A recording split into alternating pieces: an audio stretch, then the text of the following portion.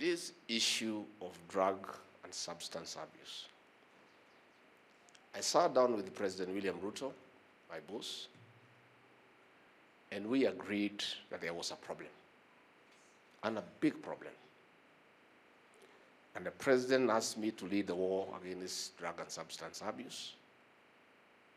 And among the regions that were very affected was the Mount Kenya region. We were losing an entire generation in another 10 years. And the president asked me to lead the war, and the matter went all the way to the cabinet, and we agreed what we must do.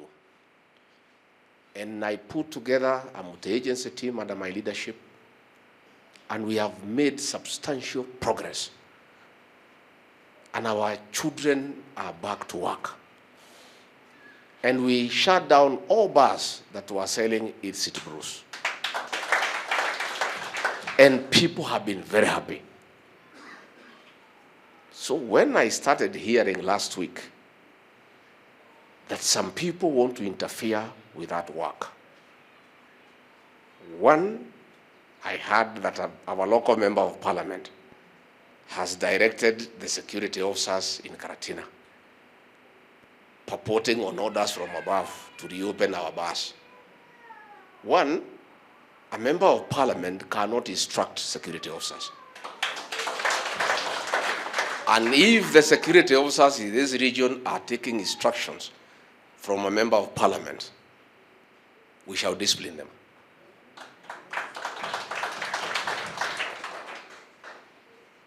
But to my shock, I came last night. This morning, as I was walking around in the village,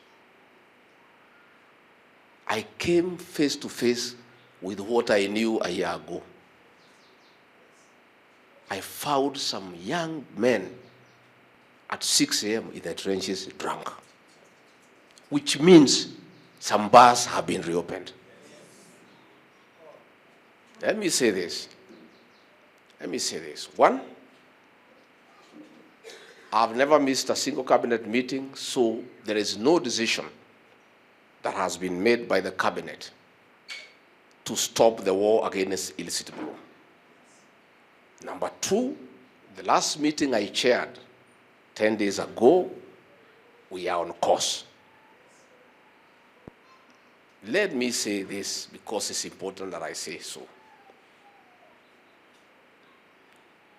One of the most successful intervention that has made people very happy in this country and in this region with the government of President William Ruto was a war against illicit brew. Anybody stopping that war or undermining it is setting the president and the government against the people. And if you people at the interior think that you want to interfere with this very successful program, so that maybe you undermine the deputy president because he's the one who has been leading this war, you are effectively undermining President William Ruto and his administration. And let me say, Mr. President,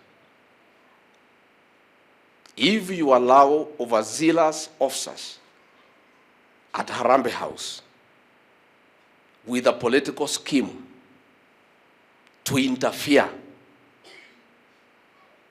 with this war against illicit brew, those people, those officers will set you up against the people. Nao watu watakosanisha rais na wananchi. True or false?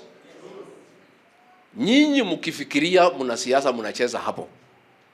Ati kwa sababu hii program Riggy Gachagua ndio anaongoza, amepata umaarufu, ati mfungue zile vilabu zilikuwa zinauza pombe baya, ndio watoto waanze kukufa.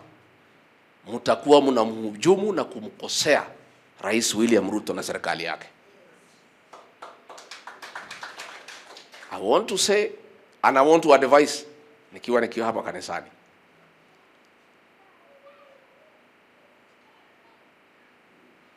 The popularity or otherwise of our administration will depend on the interference or non-interference with the war against illicit brews. These people, the women, our children, parents have been very happy with the government kwa sababu watoto wetu walikuwa wanapotea. Nyinyi mkikaa hapo mtumie wabunge ambayo wamepotea njia, ate mfugue vilabu zile zilikuwa zinauza kwa mabaya ya kuua watoto. Watoto waanze kulala kwa mitaro, watoto waanze kukufa kwa pombe. Mutakuwa mumemkosea rais. And the political damage you do to the president and the government will not be repaired.